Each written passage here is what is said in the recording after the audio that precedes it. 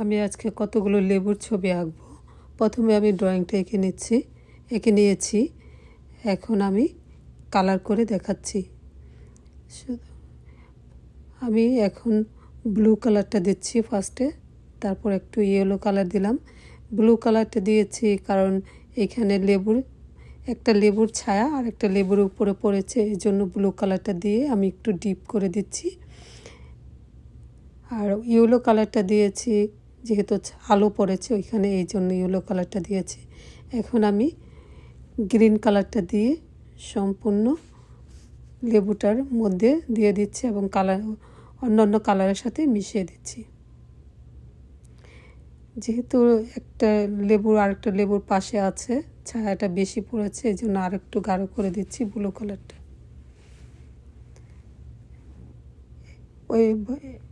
প্রথম লেবুর কালারটা করা শেষ হয়েছে। এখন আমি দ্বিতীয় লেবুটার কালার করে এবং সবগুলো লেবুর কালার করা শেষ হয়েছে, আর বাকি আছে দুইটা লেবুর কালার করা। আমি দুইটা লেবুর কালার করছি। দেখেন,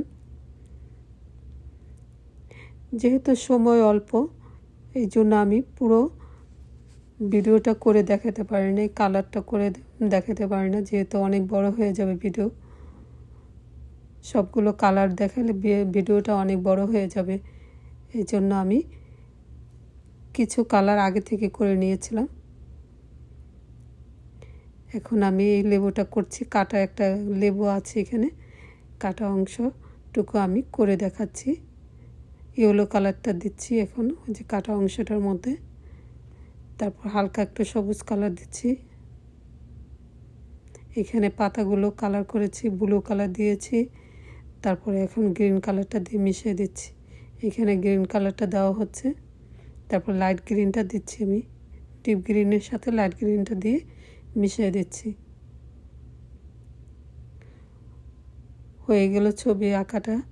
এখন আমি বর্ডার করে দিচ্ছি এবং কালার করা হয়েছে। এখন আমি বর্ডার দিয়ে একটু টেনে টেনে দিচ্ছি।